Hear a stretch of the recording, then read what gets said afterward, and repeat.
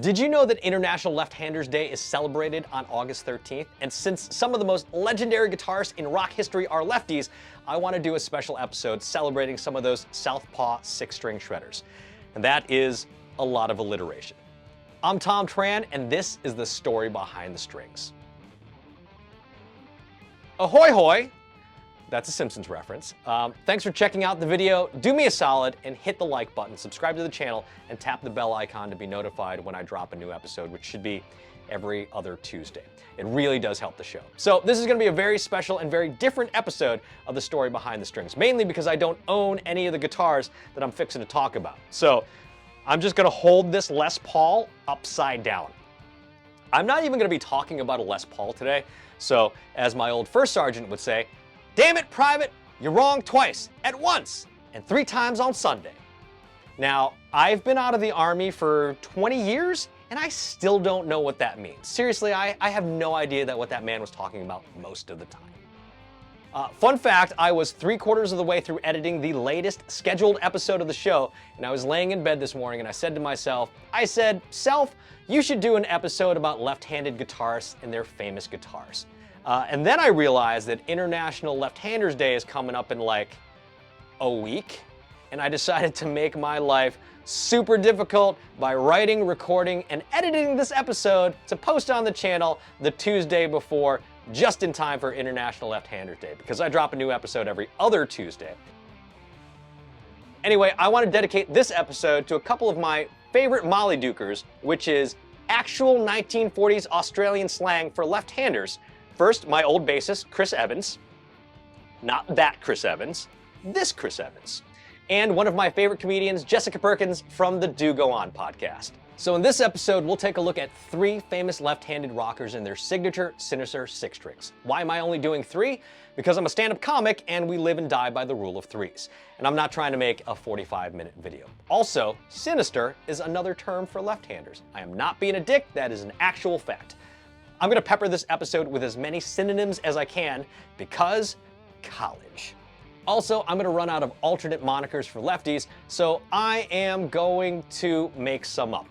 You can try to figure out which ones are real and which ones I made up, then leave your guesses in the comments below. Again, I don't own any of these guitars, so I'm not gonna do an in-depth spec thing that we usually do. We're just gonna talk about the history or the story behind those famous axes. See what I did there? He said it! He said it!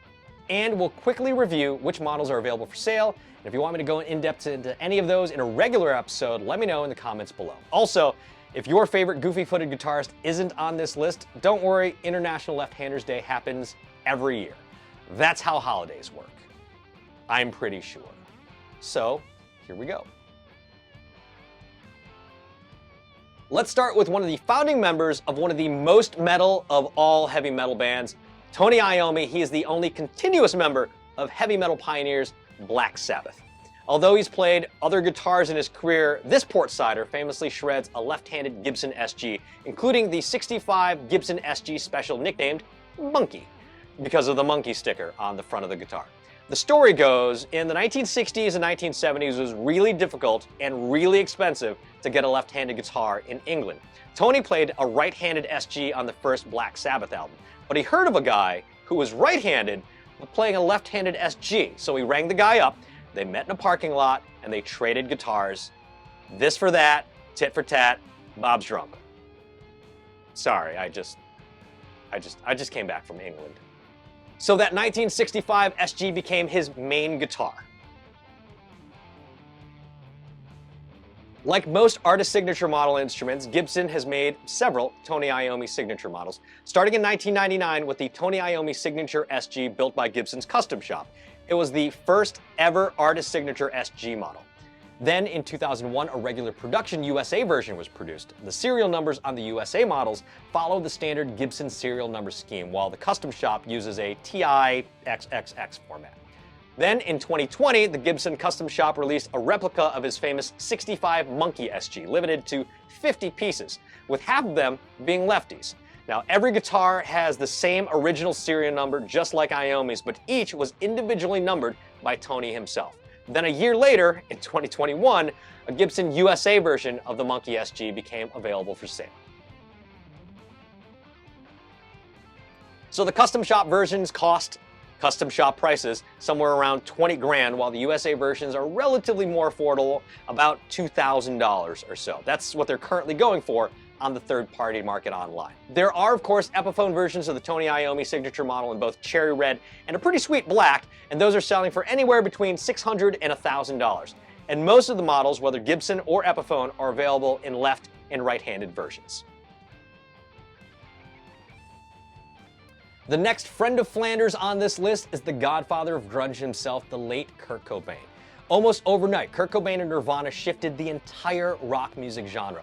Although famous for playing a Fender Jaguar, in 1993, Cobain worked with Fender guitars to create a true signature model, the Jag-Stang. But we'll start with Cobain's famous 1965 Jaguar. He's frequently seen playing it, including during an appearance on Saturday Night Live. The history of this particular Jaguar is murky. Kurt is said to have bought it through the LA Recycler, and the previous owner had a bunch of mods done, including swapping out the stock single coil pickups for DiMarzio humbuckers. There's a DiMarzio PAF in the neck and a super distortion in the bridge.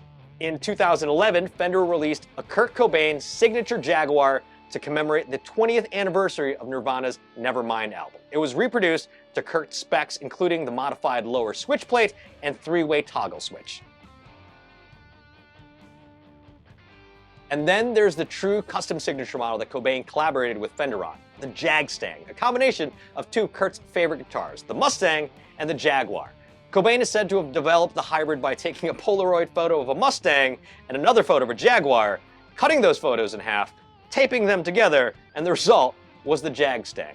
Cobain is said to have played one of the two prototype models on tour. In 1995, the Jag-Stang was released by Fender about a year after the Nirvana frontman's death. The Jag-Stang was discontinued in 2001, then reissued in 2003, then discontinued again in 2005, and then reissued again in 2021. Both the Cobain signature Jaguar and the Jag-Stang are available in left and right-handed models. If you're a Nirvana fan or you just like these offset style guitars, Cobain's Jaguar is readily available on third-party websites ranging from about $1,000 to $3,000. And the Jag-Stang you can find for anywhere from $500 to $2,000, depending on which issue or reissue it is. And finally on this list of Zerto players, one of my personal heroes for so many reasons, James Marshall Hendrix, aka Jimmy. As a former US Army paratrooper myself, it brings me endless joy to remind Dirty Nasty Legs that before he became a guitar god, Hendrix was a paratrooper in the 101st Airborne Division. This famous cutty whifter was known mostly for playing right-handed Fender Stratocasters that was strung left-handed. They were mostly mid to late 60s Strats, but occasionally he rocked a Gibson Flying V or an SG. There were two famous Strats wielded by the experienced man himself. The first was a Fiesta Red 1963 or 1964 Fender Stratocaster that Jimmy also painted, and then later lit on fire at the Monterey Pop Festival. In 1997, Fender released a custom shop Monterey Pop Stratocaster to commemorate the 30th anniversary of the Monterey Pop Festival. It was painted to resemble the Strat that he sacrificed on stage. There's also a non-custom shop artist version of this guitar. And arguably one of the most famous guitars ever, a 1968 white Stratocaster he played at a little music festival. I don't know if you've ever heard of it. It was called Chex Notes Woodstock? Is that right? Woodstock? Am I pronouncing that correctly? No, seriously, it was Woodstock. I'm an asshole, not an idiot. And in 2015, Fender announced the Jimi Hendrix signature Stratocaster, based on that white Strat that he used to play one of the most famous versions of the national anthem. So the custom shop Monterey Strat costs, again, custom shop money. You can find one online as of this recording for a whopping $35,000. The, again, relatively more affordable Artist Series version of it you can find online for between $1,000 and $3,000. The Hendrix signature model, which actually comes in several colors, is available in the range of $700 to $1,500. There it is, a special edition of the Story Behind the Strings to celebrate International Left-Handers Day. Who's your favorite left-handed guitarist? Are you a lefty? Did you figure out which synonyms for left-handers were real and which ones I just made up? Let me know in the comments below. Another fun fact, I told my girlfriend that I was going to do this episode, and she was like, "Are you gonna go out and buy one of these guitars just for this show?" And I was like, no, I'm not left-handed, but low-key in the back of my head, I was like, I really kind of want one of those Hendrix signature models. So who knows? Maybe I'll get one for a later episode. You know, we'll do a regular episode on one. Sweetwater, holler at your boy. Also, not sponsored by Sweetwater, but, you know, if they wanna. You know. Anyway, new episode in 2 weeks. If you enjoyed the show, please hit the thumbs up, subscribe to the channel, share it with your friends, share it with your enemies. I'm not judging. You do you. Hit the bell icon to be notified when a new episode drops. If you want to support the show, you can become a patron on Patreon. You can suggest another guitar for me to go behind the strings of. Please follow me on all the places, including Instagram, Threads, TikTok, and Facebook. And my stand-up comedy dates are all on my website, ThomTran.com. Links to everything are in the show notes. Thanks again, and let the strings tell your story.